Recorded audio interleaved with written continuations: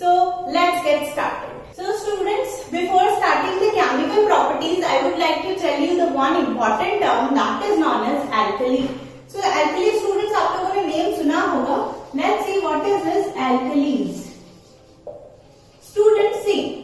Students, basically alkalis are bases but water soluble bases. So students, what we can say that those bases which can easily dissolve in water are known as alkali.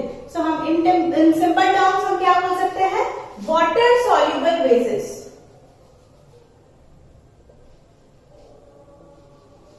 Water soluble bases. Right?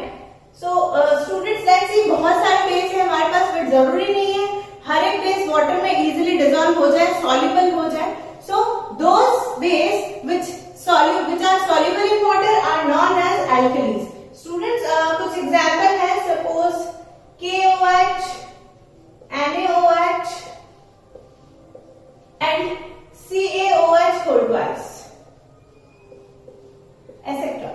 So students, alkalis are basically those bases which are soluble in water. So students, what we can say that all alkalis are bases but not all bases are alkalis, right? So students, let's see our first property, that is reaction of base with metals.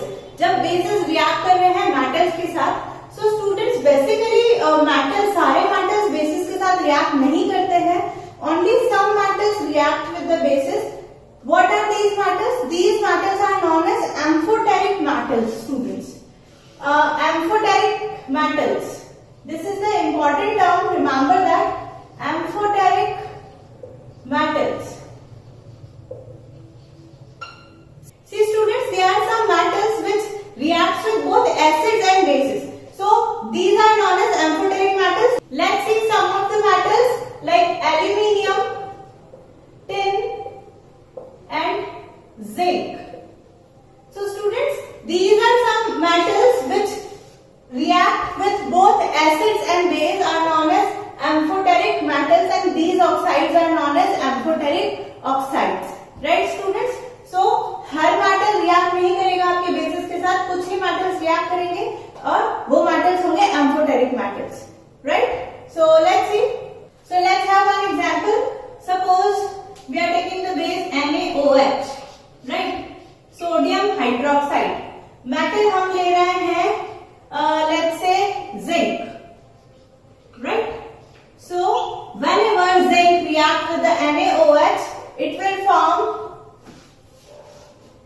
Na2ZnO2 plus hydrogen gas will be liberated, right students? And this one is known as sodium zincate. This name of this salt is sodium zincate, right students? So these are some different salts. Let's have another example. Suppose NaOH now here reacts with aluminium, right students? So whenever NaOH reacts with the aluminium with some amount of water, right? So what will happen? It will form sodium aluminate, NaAlO2 plus H2. Let's balance it. Here 2 oxygen, so 2 sodium 2, aluminium 2 and water. Let's see, is it balanced or not? 2 sodium, aluminium we have 2, okay. Oxygens are 2 and 2, 4, right? 4 oxygens and 2 into 3, 6 and 6 hydrogens. Okay. So the name of this compound is sodium aluminate. Okay.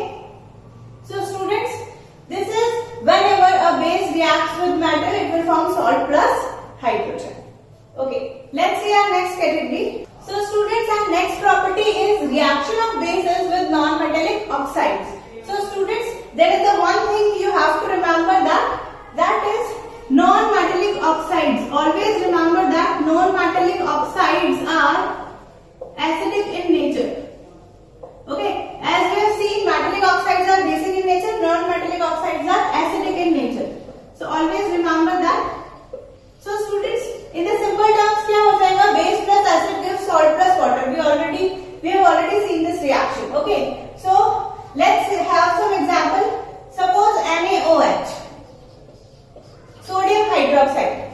Whenever NaOH reacts with CO2, right? So water तो form होगा ही होगा. Let's see what will be our salt. It will form Na2CO3. Right students? Let's balance it. Okay.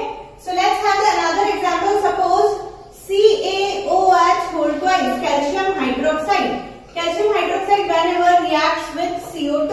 Again our CO2 carbon is a non-metallic oxide. We are taking. So students, it will form CaCO3, calcium carbonate, and water will liberate out. Right students? So let's balance it. So it is already balanced.